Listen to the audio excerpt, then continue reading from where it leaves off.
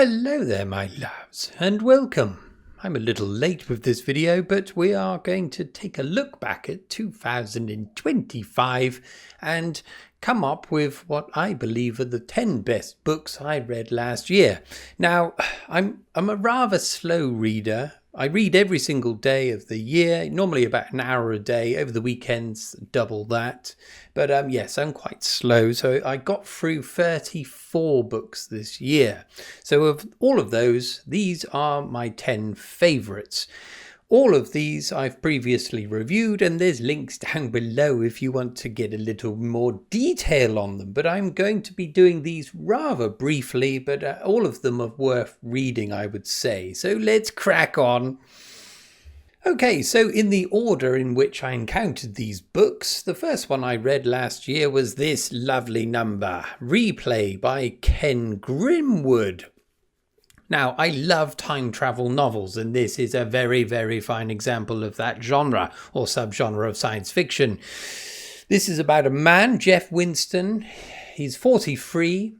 It's 1988, and he dies from a heart attack. But instead of there being nothing or whisking himself up to heaven, he is transported back to his student days of 1963 and gets the opportunity to relive his life again.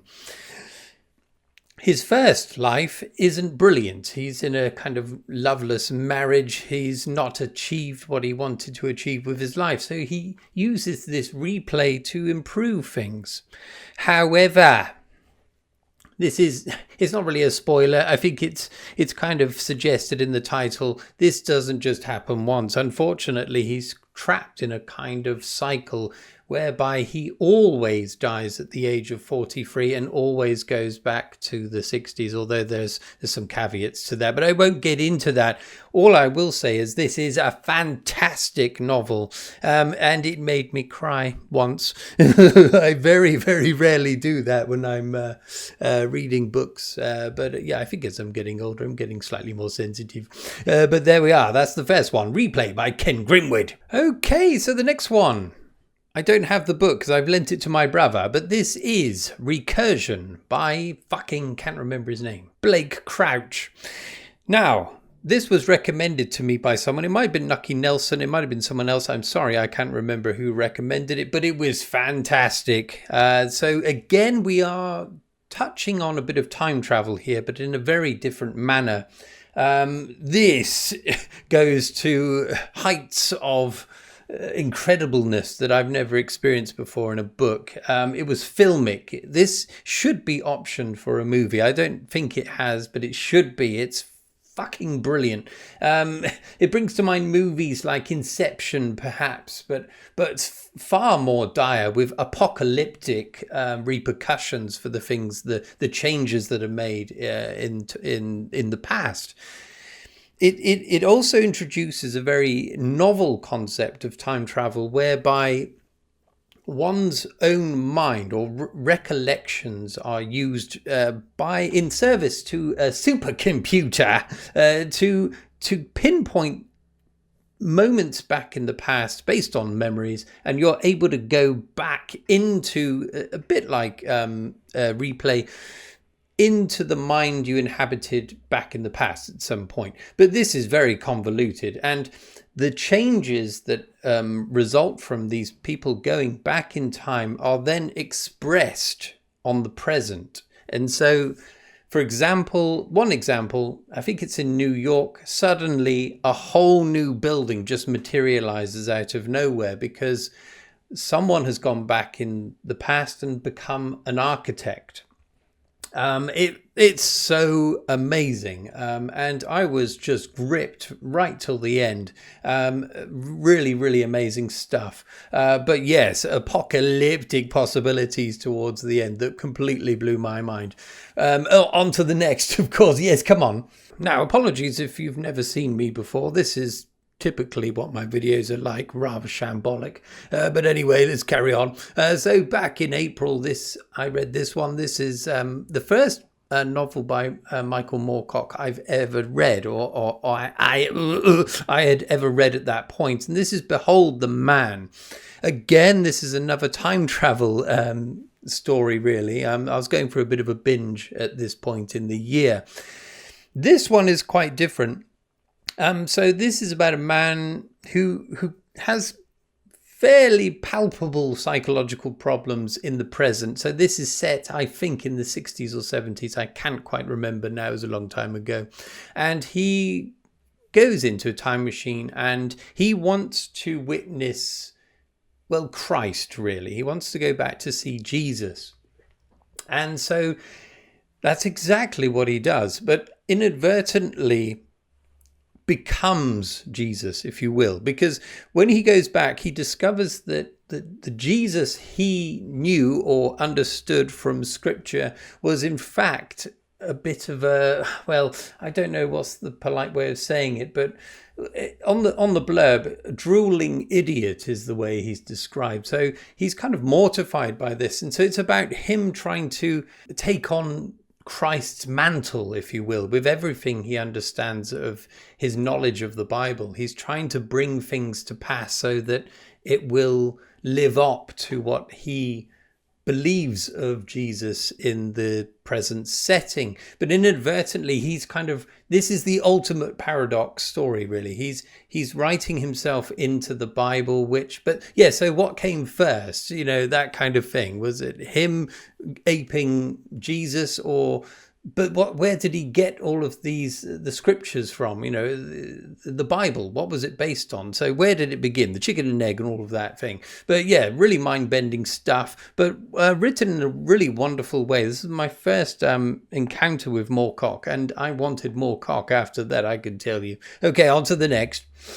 Okay, here we go. Here's the next one. This is the next one, The Anomaly by Hervé Tellier. This was another recommendation. This came from Robin over at Bookspin. Absolutely fantastic idea. So picture this, my lads. A passenger plane leaves Paris for New York City, and on the way it encounters a massive storm. Massive turbulence. The plane lands and all is well. They all survive the encounter with this storm. However, they realize that they have traveled into the future by 3 months. But not only that, they realize that the plane they're on and everyone on it was copied perfectly down to the molecular structure of individual atoms. And their plane actually landed when it should have been. So now we've got 2 perfect copies, not only of the plane, but everyone that was on board. So it's about exploring the lives that these people have had in the intervening 3 months and the repercussions of these people encountering themselves later on.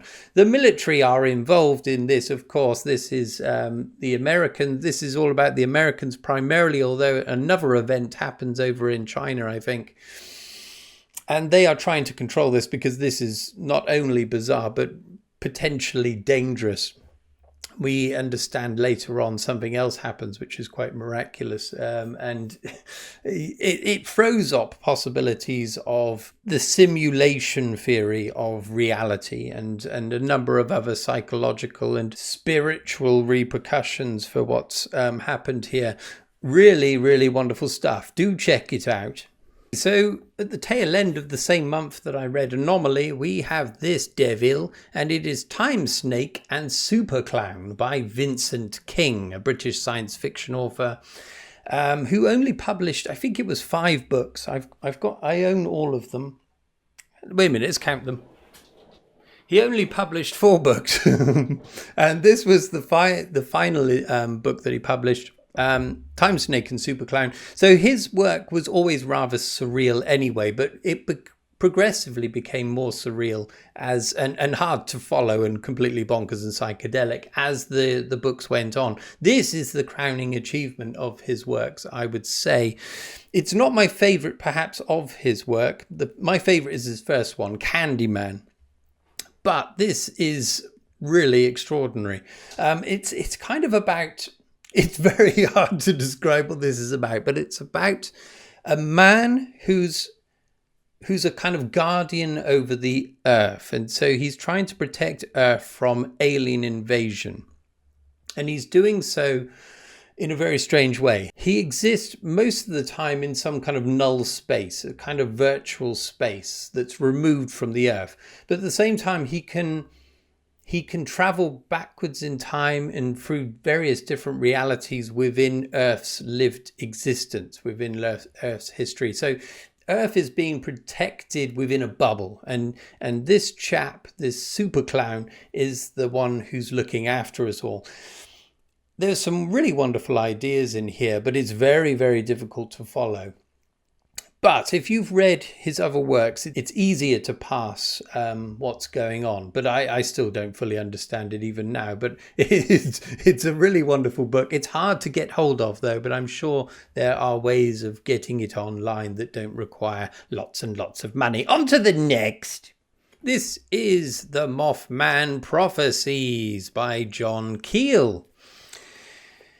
Now, the influence of this book, which is non-fiction, it's not fiction at all, although the contents are extraordinary, about paranormal happenings in Point Pleasant over in West Virginia in the United States. This is John Keel's account of events that took place, I think, in the early 60s, yes.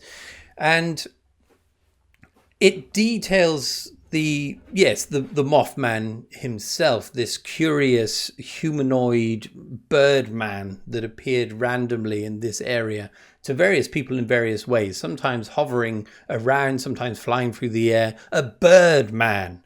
But alongside these sightings are lots and lots of sightings of UFOs, alien encounters, abductions. Yeah, so everything to do with aliens, my loves, but lots of weird stuff going on, but also a weird idea of John Keel, whether he was very paranoid, I imagine, at this point, but lots of surveillance going on, his phones being tapped and him being followed, the men in black, all of this kind of thing. Lots and lots of absolutely bonkers stuff. But yes, this culminated in things like The X-Files and Men in Black, those kinds of things. But yes, extraordinary book. Who knows how much of it is real? I don't know what to think, really. Okay, here's the next one. So back in August, I read This Devil, Lovecraft's Cat, and Other Tales of Weird Fiction by Chris Webster. Now, this is an author that I've become friends with, my loves. So he follows this channel, and I read this book. I bought the book and read it without him knowing, and lo and behold, it's absolutely brilliant. So this is a collection, as I've said, weird fiction mostly, a little bit of horror there, there's a bit of science fiction, there's all kinds of things in the mix, but wonderfully written, my loves, wonderfully written. The Lovecraft's Cat especially it's the first story you encounter. That's one of the best ones, but the quality is very consistent. They're all very good. The Duelists, that was another favourite of mine, with two First World War pilots having a dogfight, an American and a German, and they go through a portal into a Lovecraftian world. That's quite a short story, but it packs one hell of a punch. And another one of the stories, I'm sorry, I can't remember the names of the devils now. A Weekend at Uncle Andrew's gave me a nightmare. So yes, Chris Webster is a fellow to look out for. There's a number of his books around. I've bought another one of them recently, which I will be reading this year. But yes, there we are. There's one to look out for. Chris Webster.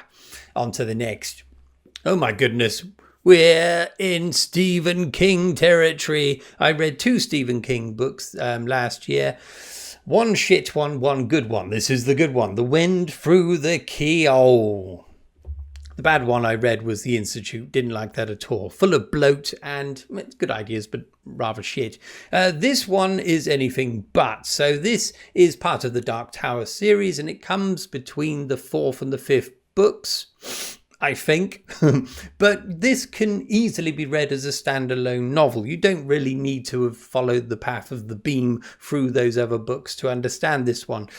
It's It's a story within yet another story. All of these encapsulations of stories. But the best one for me is the kind of dark fairy tale that's told partway through, involving a woodcutter's family and a young boy who has to venture into a very dark and forbidding wood to try to save his mother. That's all I'm going to tell you about this, but I do recommend it heartily. This is Stephen King at his best. No bloat whatsoever, just trimmed right down, very lean and very wonderful.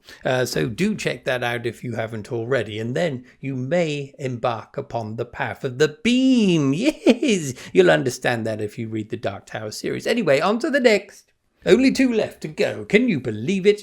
We are back with some cock, motherfucker. This is Michael Moorcock's Stormbringer. So this is part of the Elric saga. So 6 books that are kind of, they're fix-up novels, really. The culmination of many, many short stories all cobbled together into a rough chronology. And so as part of a read-along recently with Tim over at Secret Fire Books and Chris at Liminal Spaces, we've been reading through them. I could have picked any of those books, really, because I really liked all of them. But Stormbringer, which is the final installment, it's the hardest to read, I think, and probably the least enjoyable, if you know what I mean. Some of them are, some of the other ones are just kind of rollicking good fun. However, this one is very, very dark indeed, and involves a kind of ending of the world scenario within the sword and sorcery subgenre of fantasy. But yes, wonderful imagery, wonderful ideas. There's a bit of toing and froing going on side quests and that, which doesn't appeal to me quite so much, but the imagery of the warping of the world and the final death throes of Elric's world are quite extraordinary. A wonderful writer, old Moorcock is. Anyway, come on, let's get down to the last book. I always start off thinking, this is going to be really good. I'm going to plan this really well and it's all going to go like clockwork. And then partway through, it's just completely shambolic. I'm trying as hard as I can, but it's not working. Anyway, the last book I'm recommending to you, my loves, is the last book I read last year over the Christmas break. And it's Negative Space by B.R. Yeager. This is an incredibly dark book, my loves. So this is about a town in New Hampshire, Kinsfield. I don't know whether this town exists. I haven't looked into that. If it does, never go there, my loves. This is a town that's in decline and then some. It's about the teenagers that populate this town primarily. The fact that they are all losing their way. They don't really know what they're living for really anymore. They're turning to things like drugs, lots of drugs. Drugs proliferate through this, and also occult practices and rituals. It centers around one character that we never actually get to see the perspective of. Rather, it's told through the perspectives or the eyes of 3 other characters. We have Lou, who is potentially a non-binary person, sometimes referred to as a man, sometimes as a woman. We have another one, typical Jill, who is a young girl, a young teenage, well, not that young, so she's in high school, last year of high school. Kind of a goth, I suppose you would say. That's my understanding. It is as an older man that's never encountered gothic people. And we also have Amir, who is the best friend of the character we never encounter properly, Tyler. Now, Tyler is a very dark person indeed. As I said in my review, the dark star around which this whole story revolves. This is unrelenting. There are glimmers of hope here and there. They are very quickly snuffed out. This is a hard read, but it is worth it. It's beautifully written. It meanders somewhat. It's hard to find. There is a plot, but yes, it's not difficult to follow at all. But you get partway through and you're thinking, where the hell is this devil going? There is an ending. It's as bleak as you're probably imagining, but excellent ideas. The ritual, the occult ritual practices that we encounter seem very, very well realized. I wonder how much it's based on actual practices. And of course, it brings to mind things like Silent Hill, which I said in the review. But don't read it over Christmas, because it will suck out any joy that you might otherwise encounter during that festive period. Anyway, those are my 10 choices, my loves. I'm sorry it's always shambolic, but believe me when I say, if you pick any of these books, you will enjoy them. I believe, anyway. If you're into the same kinds of things as me, science fiction, time travel, weird fiction, and just a occasional dalliance with the darker side of fiction as well, I think these will be quite enjoyable, or at least educational for you. Educational? I don't know what I'm talking about. Anyway, there we are. Once again, all of the reviews are down below if you want to see it in slightly more detail, but they will be just as shambolic as what you've just witnessed. Anyway, let's leave it there. Thank you for watching, and thank you if you've subscribed off the back of this. I think it's very unlikely, but you never know. Anyway, cheers and cheerio, my loves. Cheerio.